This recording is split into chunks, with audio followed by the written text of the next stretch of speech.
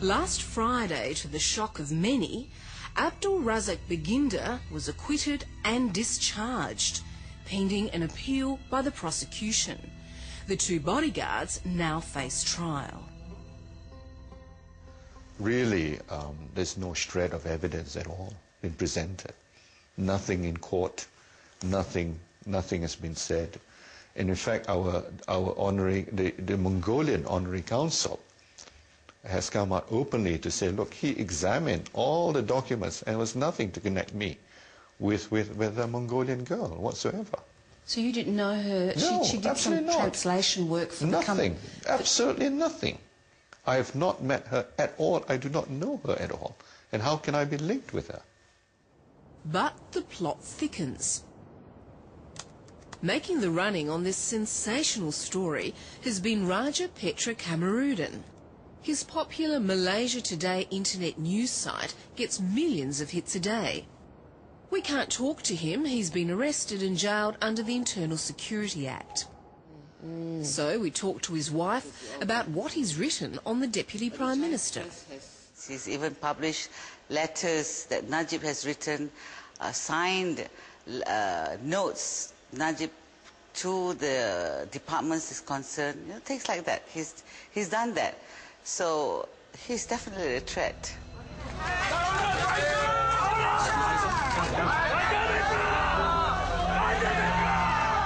When not in solitary confinement, Raja Petra is in court on sedition and criminal defamation charges over his allegations that Najib and his wife Rosmar were implicated in the murder of Sharibu.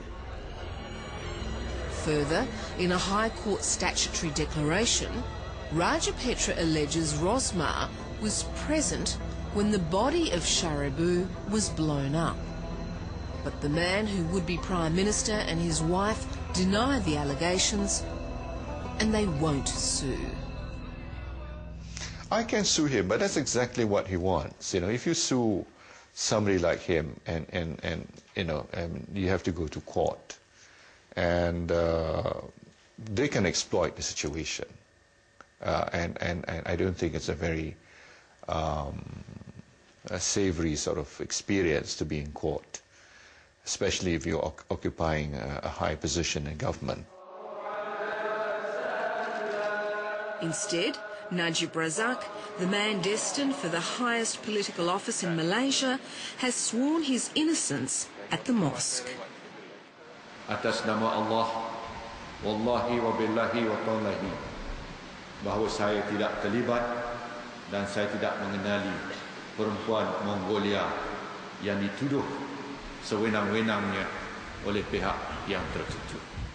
You can't just dismiss it by swearing on the Quran or saying that I don't know this girl, because the way the whole court proceedings took place, the judge being removed, the prosecution not willing to get Najib to answer questions, the association Razak to Najib, so many questions. Anything that has any sort of reference to Najib will be cut off. Anwar Ibrahim is no stranger to the courts. After enduring a sodomy trial 10 years ago, a conviction later quashed, he's again facing and again proclaiming his innocence to the charge of sodomy. And I think, firstly, it's a frivolous charge, it's a malicious charge. It shouldn't be a charge in the first place. This is the man at the centre of the controversy, Saiful Bukhari. And in June, he swore on the Quran that he was raped by Anwar.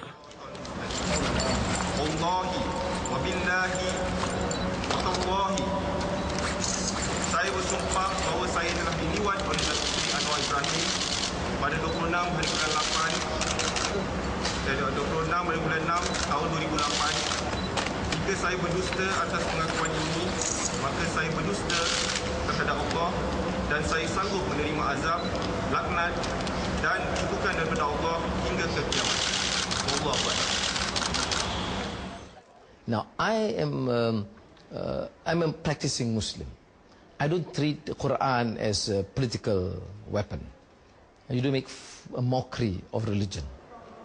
The first doctor to examine Saiful Bukhari, Dr. Muhammad Oswan, says there was no evidence of sodomy. Please be assured that I had merely done my job as a doctor. I'm not involved in politics. I will always tell the truth. I've never at any time breached my professional ethics. But you've been through this before, and mud sticks. Perhaps there are people out there who would say, well, perhaps it's true. Look, I was beaten to near death, jail for 6 years. So they, I think, came back to this sodomy charge. But not one shred of evidence can be produced. They can create, they can fabricate. Yes, they will do so. But I'm not the least worried. We'll fight them. So who is Saiful Bukhari? Najwan Halimi knows him. They were at university together. During his uni days, I mean, as far as I know him, he hates Anwar so much. So Najwan Halimi smelt a rat when he saw Saiful working for Anwar. My perception is that when I saw him the first time, he was with Anwar. And when I heard that he was working at Anwar's office, my thinking is that he was there to sabotage Anwar. So who did you believe, Saiful or Anwar? Obviously, it's Anwar. I mean, logically, Saiful is much more stronger. I mean, he was well built. And Anwar himself was a 61-year-old man with a back pain.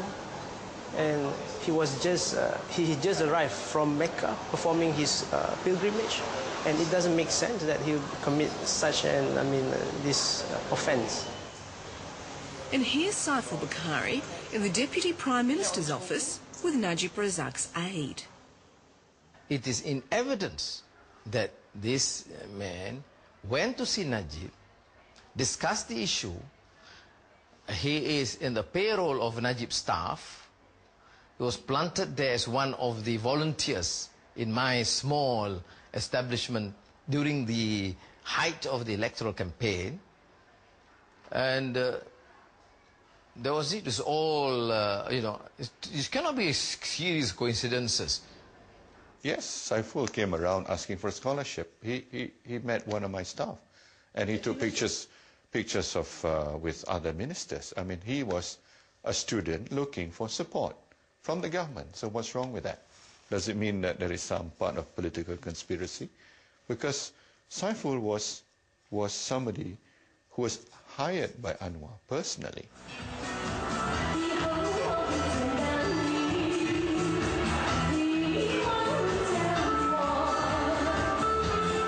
It's not just Anwar and Najib who know Malaysian politics can be ruthless.